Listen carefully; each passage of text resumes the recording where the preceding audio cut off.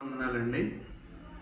క్రీస్తు పూర్వం ఒకానొక కాలంలో పాపం బాగా ఎక్కువైపోయినప్పుడు, యాజకులే పాపం చేస్తున్నప్పుడు, ఆ పాపాన్ని జనాల మీద రుద్దుతున్న సమయంలో దేవుడు తీసుకున్న నిర్ణయాలు, వాళ్ళకొచ్చిన విపత్తులు, వాళ్ళు ఏ విధంగా బాధలు పడ్డారు, ఏ విధంగా దాంట్లో నుంచి బయటకొచ్చారు అన్న విషయాల్ని కొద్దిగా నాకు అర్థమైన రీతిలో మీతో పంచుకోవాలని ఆశపడుతున్నాను.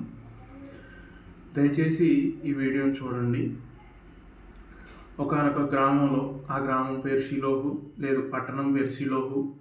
ఆ షిలోహులో ఒక మందిరం ఉంది. ఆ మందిరంలో ఏలీ అనే ఒక ఆయన ఉన్నాడు. ఆయనకి 2 కుమారులు. వాళ్ళ పేర్లు హోఫ్ని, ఫిన్హాసులు. మీరు కనుక క్రైస్తవులు అయినట్టయితే వీళ్ళ గురించి బాగా తెలిసినప్పటికీ కూడా ఎందుకు మళ్ళీ దేవుడు ఈ మాటలు మనతో మాట్లాడాలనుకుంటున్నాడో కొంచెం ఆలోచించండి.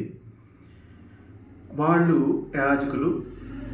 యాజకులు అయ్యుండి వాళ్ళు చేయాల్సిన పని కరెక్ట్గా చేయకుండా, ఇజ్రాయేలు ప్రజలు బలి అర్పించిన బలికి, ఆ మాంసానికి వాళ్ళు అలవాటు పడి ఆ మాంసాన్ని లాక్కోవడాన్ని ఎంకరేజ్ చేసేవాళ్ళు అనమాట. అంటే అది లాక్కోవడానికి బాగా ఇష్టపడేవాళ్ళు. దేవుడికి బలి అర్పించిన తర్వాత ఆ బలిని కేవలం దేవుడికి మాత్రమే మనం ఇవ్వాలి. ఆ తర్వాత ఏమైనా మిగిలితే ఆ జనాలు తీసుకుంటారు.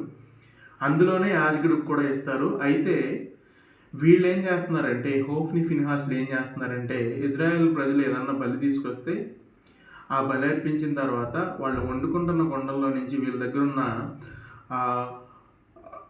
కొంకె తీసుకొని, 3 కోణాలు ఉన్న కొంకెని తీసుకొని, వాళ్ళు ఏ దాకలో అయితే వండుకుంటున్నారో ఆ దాకలో, అది చిన్నదవ్వచ్చు పెద్దదవ్వచ్చు, నో మ్యాటర్, వీళ్ళు దాన్ని తీసుకెళ్ళి ఆ దాకలో ఇలా గుచ్చి దానికి ఎంత మాంసం అయితే వస్తుందో అంతా వీళ్ళు తీసేసుకునేవాళ్ళు.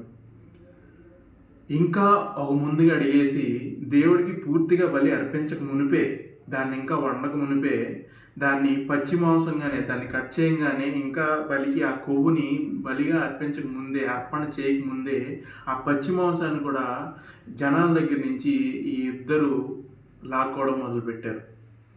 ఇలా చేయడాన్ని బట్టి ఇజ్రాయేల్ ప్రజలకి దేవుడికి బలి అర్పించాలంటే వీళ్ళని బట్టి, ఇద్దరు యవనస్తులను బట్టి అసహ్యం కలిగిందంట. వాళ్ళకి అలా అసహ్యం కలగడాన్ని బట్టి వాళ్ళు అర్పించడం మానేశారు. ఇజ్రాయేల్ ప్రజలు దేవుడికి బలులు అర్పించడం మానేశారంటే, ఈ రోజుల్లో మనం దాన్ని ఎలా అడాప్ట్ చేసుకోవాలంటే, కొంతమంది పాస్టర్లను చూసి, కొంతమంది పాస్టర్లు చేసే పనులు చూసి చాలామంది క్రైస్తవులు ప్రార్థన మానేస్తున్నారండి. ఆ రోజు జరిగింది కూడా అదే. కొంతమంది పాస్టర్లు చేసే పనులు చూసి, వాళ్ళ యొక్క పర్సనల్ లైఫ్స్ని బట్టి, పర్సనల్ ఇదులను బట్టి, లేదా వీళ్ళు వాళ్ళతో ప్రవర్తించే విధానాన్ని బట్టి క్రైస్తవులుగా బ్రతకలేకపోతున్నారు. ప్రార్థన అనేది మానేస్తున్నారు. ఆ రోజు ఇజ్రాయేల్ ప్రజలు చేసిన పని కూడా అదే. బలి అర్పించడానికి వాళ్ళకి అసహ్యం కలిగింది. ఈరోజు మనకు కూడా కొంతమంది పాస్టర్లను చూసి మనకి ప్రార్థన చేయాలంటే అసహ్యం కలుగుతుంది. అంటే మనం క్రిస్టియన్స్ అని చెప్పుకోవడానికి, లేదా అలా ప్రవర్తించడానికి కూడా మనం ఇబ్బంది పడే పరిస్థితుల్లోకి వస్తున్నాం. అలాంటి పరిస్థితే ఆ రోజుల్లో ఉన్నప్పుడు దేవుడు తీసుకున్న నిర్ణయం సమూయేలు. ఏం జరిగిందంటే, దేవుడు ఒక ప్రణాళిక కలిగి ఉండి ఎల్కానా కుటుంబాన్ని ఎన్నుకొని, ఎల్కానా కుటుంబంలో ఎల్కానా అనే ఆయనకి 2 వైఫ్లు ఉన్నారు. వాళ్ళ పేర్లు హన్నా, పెనిన్నా. దేవుడు ఏదైనా ఒక మనిషికి దయచేయాలి, ఇవ్వాలి అనుకుంటే వాళ్ళని ఎంత పరీక్ష చేస్తాడో ఈరోజు మనం చూద్దాం. దేవుడు ప్రణాళికలోనే ఉండొచ్చు, అంతా ఆయన చిత్త ప్రకారమే జరగచ్చు. స్టిల్ మనం హ్యాండిల్ చేయగలమా లేదా అన్న విషయాన్ని దేవుడు ఎన్ని రకాలుగా పరీక్షిస్తాడో ఈరోజు మనం తెలుసుకుందాం. ఈ ఎల్కానాకి 2 భార్యలు ఉన్నారు. వాళ్ళ పేర్లు హన్నా, పెనిన్నా. అయితే ఈ పెనిన్నాకి కుమారులు ఉన్నారు. హన్నాకి లేరు. ఈవిడ ద్వారానే సమూయేల్ని దేవుడు రప్పించబోతున్నాడు. ఈ యొక్క ఎల్కానాకున్న ఒక అలవాటు ఏంటంటే, సంవత్సరం వెళ్ళి, అంటే ప్రతి ఇజ్రాయెల్ ప్రజలు చేసే పనే సంవత్సరం వెళ్ళి ఆ షీలో అంటే పెద్ద మందిరానికి వెళ్ళి అక్కడ వీళ్ళ బలులు ఆ సంవత్సరం మొత్తం చేసిన పాపాలన్నిటిని కడుక్కోవడానికి బలి అర్పించి ఆ బలి అర్పించిన దాని నుంచి వీళ్ళు వాటాలు పంచుకొని అవి వండుకొని తింటారు. అవి వండుకొని తింటారు. ఇట్లా బలి అర్పించడానికి వెళ్ళినప్పుడు ఈ పెనిన్న ఈ యొక్క గొడ్రాలైన హన్నాని చూసి ఎక్కిరించడం, లేకపోతే ఆవిడని విసిగించడం, నువ్వు గొడ్రాలు అని పదే పదే అనటం ఆవిడ కోపం రప్పించేదంట. మహానరకం కదా. ఈ రోజుల్లో కూడా ఎవరికైనా పెళ్ళైన వాళ్ళకి పిల్లలు పుట్టకపోతే చాలామంది జనాలు ఇట్లాగే హింస పెడుతున్నారు. ఇంకా నీళ్లు పోసుకోలేదా, ఇంకా విశేషం ఏమీ లేదా, మీలో ఏమన్నా తేడా ఉందా, మీకు అది ఉందా, మీకు ఇది ఉందా, మీకెందుకండి ఆ విషయాలు? దేవుడు ఏమనుకుంటున్నాడో, గర్భఫలం అనేది యెహోవా ఇచ్చు బహుమానం అండి. అది దేవుడు ఎప్పుడు కావాలనుకుంటే అప్పుడు ఇస్తాడు. ఈలోపు నువ్వు నేను ఎవరమండి వాళ్ళని క్వశ్చన్ చేయడానికి? ఇట్లాగే హన్నాని చాలా హింసలు పెట్టిందంట పెనిన్న. అయితే ఆవిడ పెట్టిన టెన్షన్ బట్టి, ఆవిడ పెట్టిన టార్చర్ని బట్టి ఈవిడ ఎంతో ప్రేమ కలిగిన భర్త ఉన్నప్పటికీ కూడా ఇలాంటి స్టంటుడు ఒక పక్క నుంచి ఉంటే ఆ మనిషికి ఉండాల్సిన బాధ మెండుగా ఉంటుంది. అయితే ఇట్లా అక్కడికి వెళ్ళిన తర్వాత కూడా బలి అర్పించిన తర్వాత ఈవిడికి కుమార్తెలు లేరు కాబట్టి ఎల్కానా వాళ్ళందరికీ చెరో ఒక భాగాన్ని ఇస్తే, అంటే పెనిన్న పిల్లలకి చెరుకో భాగం ఇస్తే హన్నాకి మాత్రం 2 భాగాలు ఇచ్చేవాడంట. అంటే ప్రేమ కలిగిన భర్తే, చాలా మంచి భర్త.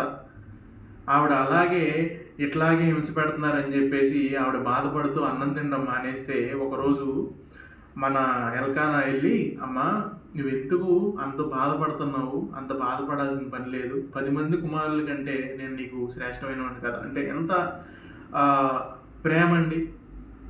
వెళ్ళి ఆవిడ దగ్గర కూర్చొని, అమ్మ అంతమంది కుమారుల కంటే కూడా నేను నీకు చిన్నపిల్లోడు లెక్క, నువ్వు నన్ను చూసుకో, నేను నిన్ను చూసుకుంటా. యాక్చువల్గా ఈ రోజుల్లో పిల్లలు పుట్టకపోతే భర్తలు కూడా వాళ్ళని వేధించడం కామన్. నీకు ఇంకా పిల్లలు పుట్టట్లేదు, కొన్ని కుటుంబాల్లో అయితే పిల్లలు పుట్టట్లేదని వదిలేసిన వాళ్ళు కూడా ఉన్నారు ఈ లోకంలో, ఈ టైంలో. కానీ అప్పుడే ఎల్కానా హన్నాని అర్థం చేసుకొని అమ్మ బాధపడకు, నేను నీకున్నాను అని చెప్పేసి ధైర్యం చెప్పాడు. అయినప్పటికీ కూడా ఈవిడకున్న మనోదుఖాన్ని బట్టి చర్చిలోకి వెళ్ళిపోయి ప్రార్థన చేస్తుంది. ఈ మాటని బాగా గుర్తుపెట్టుకోండి. ఈవిడ పెనిన్నా అని ఒక్క మాట కూడా అనలేదు, అక్కడ అన్నట్టు ఎక్కడ రాసిలేదు. ఎంతో క్షోభ పెట్టింది. పైగా భర్త ఈవిడికి సపోర్ట్గా ఉన్నాడు. అయినప్పటికీ కూడా హన్నా పెనిన్నాని ఏమీ అనలేదు. ఒక్కటే చేస్తుంది ఈవిడ, వెళ్ళిపోయి మోకరించి ప్రార్థన చేస్తుంది. ఆ ప్రార్థన ఎలా ఉందంటే ఆవిడకున్న ఆ కోపాన్ని బట్టి, మనోదుఖాన్ని బట్టి ఎట్లా వస్తుందంటే ఆవిడ నోట్లో నుంచి మాటలు రావట్లేదు, మూలుగులు వస్తుంది. ఆవిడ నోట్లో నుంచి మాటలు కాదు, మూలుగులు వస్తున్నాయి. అట్లా మత్తురాలైపోయినట్టు మూలుగుతుందంట. అలా మూలుగుతున్న హన్నాను చూసి ఏలి దగ్గరికి వచ్చి, ఎందుకు నువ్వు మత్తురాలు అయి ఉన్నావు, ఎందుకు తాగేసి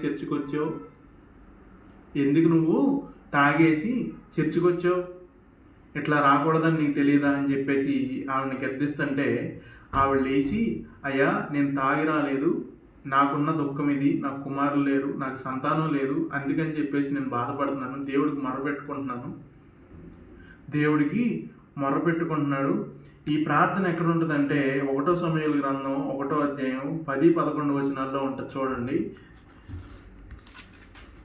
1 సమూయేలు గ్రంథం 1వ అధ్యాయం 10-11 వచనాల్లో ఉంటుంది. సైన్యములకు అధిపతియగు యెహోవా, నీ సేవకురాలనైన నాకు కలిగి ఉన్న శ్రమను చూసి నీ సేవకురాలనైన నన్ను మరొక జ్ఞాపకము చేసుకొని నీ సేవకురాలనైన నాకు మగపిల్లను దయచేసిన ఎడల వాని తల మీద క్షారపు కత్తి ఎన్నటికీ రానియక వాడు బ్రతుకు దినములన్నిటిను నేను వాణ్ణి యెహోవాకు నీకు అప్పగింతునని మొక్కుబడి చేసుకొనెను. ఆమె యెహోవా సన్నిధిని ప్రార్థన చేయుచుండగా ఏలీ ఆమె నోరు కనిపెట్టుచుండెను.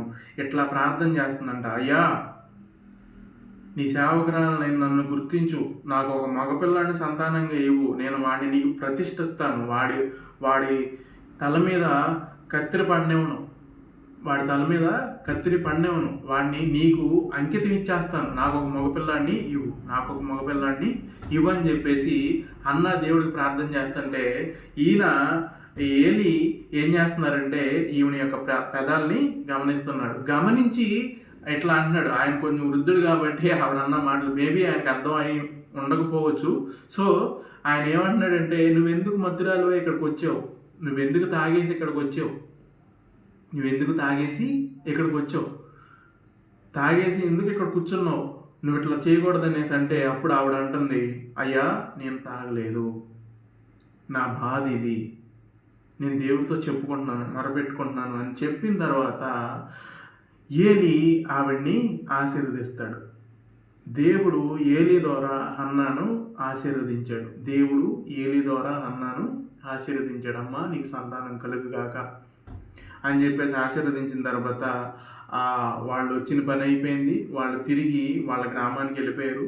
ఆ గ్రామానికి వెళ్ళిన తర్వాత ఎల్కానా హన్నాను కూడిన తర్వాత దేవుడు ఆశీర్వదించిన విధంగానే ఆవిడ నీళ్ళు పోసుకుంది. నెల నిండిన తర్వాత పిల్లాడిని కన్నా తర్వాత మళ్ళీ సంవత్సరం అయిన తర్వాత మళ్ళీ వీళ్ళు వెళ్ళాలి అన్నప్పుడు ఎల్కానా వీళ్ళు అడుగుతాడు, అమ్మ మనం వెళ్ళాలి అంటే, లేదు వీడిని అక్కడికి నేను తీసుకొస్తే కనుక అక్కడే వీడిని వదిలేసి వచ్చేయాలి. సో వీడు ఇంకా చిన్నపిల్లాడు కాబట్టి, సమూయేలు ఇంకా చిన్నపిల్లాడు కాబట్టి నేను అప్పుడే రాను, వీడికి పాలు విడిపించిన తర్వాత అప్పుడు నేను వస్తాను, అప్పుడు వాడిని అక్కడే 12కి వదిలేసి వద్దామని చెప్పేసి చెప్పుద్ది. అయితే దానికి కూడా ఇగో వినండి, ఎల్కానా వాళ్ళ హస్బెండ్ పర్మిషన్ తీసుకోవాలా, దేనికి, ఎట్లా మొక్కుబడి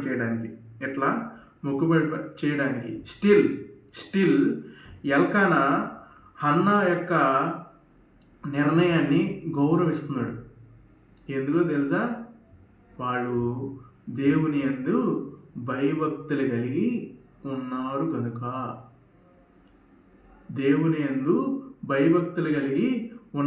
అక్కడ మంచి చక్కటి మాటలు ఈయన ఎల్కానా గారు చెప్తారు హన్నాతో, అమ్మ నీకు ఏది ఇష్టమైతే, నీ మనసుకి ఏదైతే అది జరగనివ్వు, దేవుని యొక్క వాక్యము నెరవేరినట్లు ఇది జరుగును గాక అని చెప్పేసి హన్నాను వదిలిపెట్టేసి వెళ్ళిపోతారు. తర్వాత సమూయేల్ని ఎప్పుడైతే హన్నా పాలు విడిచేస్తుందో అప్పుడు తీసుకెళ్ళి చర్చిలో వదిలేస్తుంది. ఎప్పుడైతే సమూయేలు పాలు విడుస్తాడో, అంటే పాలు తాగడం, అమ్మ దగ్గర పాలు తాగడం ఎప్పుడైతే ఆపేస్తాడో అప్పుడు తీసుకెళ్ళి చర్చిలో వదిలేస్తుంది. వదిలేసినప్పుడు ఎలా వదిలేస్తుందంటే బాధతో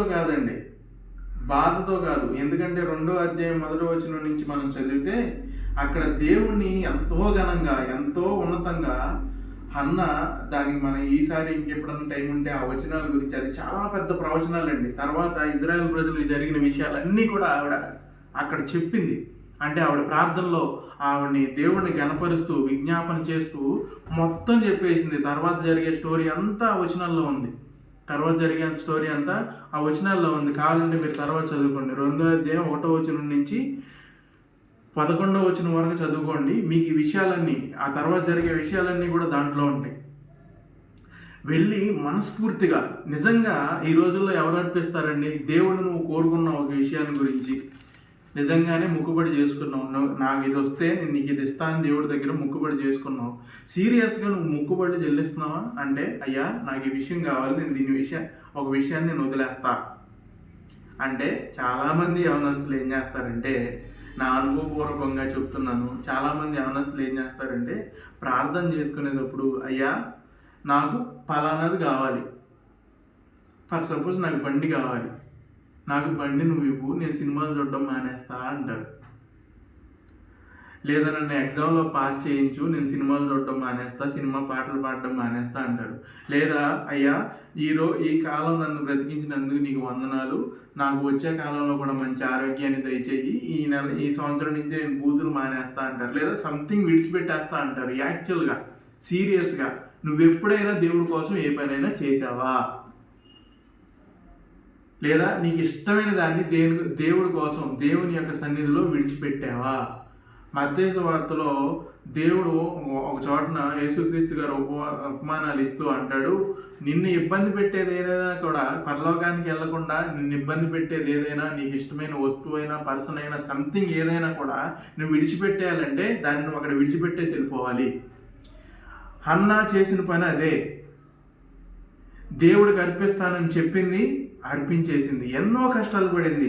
మళ్ళీ అవమానాలన్నింటినీ ఎదుర్కోవడానికి రెడీ అయింది. మళ్ళీ అవమానాలన్నింటినీ ఎదుర్కోవడానికి, ఎందుకంటే మళ్ళీ గొడవలు అయిపోద్ది కదా, మళ్ళీ పిల్లలు ఉండరు కదా దగ్గర. ఒక్క విషయం చెప్పుద్ది, నేను సమూయేలుకి నేను జననిని అయ్యాను, నేను తల్లిని అయ్యాను, కానీ ఆ కుమారుడు ద్వారా వచ్చే సంతోషాలు ఏమన్నా ఈవిడ పొందుకోవడానికి ఉందా? లేదు. మళ్ళీ ఆన్లైన్లో చూసి ఈవిడ మళ్ళీ బాధపడాలి, మళ్ళీ జనాల చేత మాటలు పడాలి, మళ్ళీ అన్నీ రిపీట్ అవుతాయి. అయినప్పటికీ కూడా వాటినేటిని కూడా ఆవిడ మైండ్లో పెట్టుకోలేదు. మనసు పూర్తిగా మొత్తం మనసుతో దేవుడికి ఆ పిల్లాడిని ఆవిడ అప్పగిచ్చేసింది. ఆవిడ చెప్పిన పని చెప్పినట్టు చేసేసింది. ఈ పరీక్షలన్నీ దేవుడు అందుకే పెట్టాడు. లేకపోతే హనన్నాకి పుట్టినట్టు హన్నాకు కూడా పెనిన్నాకు పుట్టినట్టు హన్నాకు కూడా పుట్టుండొచ్చు. మామూలుగా అది అయిపోయి ఉండొచ్చు. ఇంత ప్రార్థన, ఇంత రచ్చ చేయాల్సిన అవసరం లేదు. కానీ దేవుడు ఏం చేస్తున్నాడు తెలుసా? పరీక్షిస్తున్నాడు. నీకు ఎప్పుడైనా కష్టాలు వస్తే, బాధలు వస్తే, చెప్పాను కదా, క్రిస్టియన్స్ అంటే కష్టాలు వస్తాయి. ఎందుకు వస్తాయి? ఇందుకే వస్తాయి. ఎందుకు వస్తాయి అంటే, నీ నుంచి ఒక మహత్కార్యాన్ని, ఎంతో గొప్ప విషయాన్ని దేవుడు బయటికి తీసుకురావాలన్నప్పుడు నిన్ను దేవుడు నడిపించే మార్గం ఏంటంటే శ్రమల మార్గం. ఒక క్రైస్తవుడిగా, నువ్వు క్రైస్తవురాలుగా ఉంటావు, నిజంగా బ్రతుకుతున్నావు అంటే నువ్వు కష్టాల్లో నడవాలి. నడిచినప్పుడే నువ్వు క్రైస్తవురాలు, లేదా నువ్వు కాదు. ఆవిడ క్రైస్తవురాలు, దేవుణ్ణి అనుసరించి నడుచుకునే ఆవిడ హన్నా. మాట ఇచ్చింది, ఆ మాటని నెరవేర్చింది. మాట ఇచ్చింది, ఆ మాటని నెరవేర్చింది. తీసుకెళ్ళి చర్చిలో సమూయేలుని అప్పగించేసింది.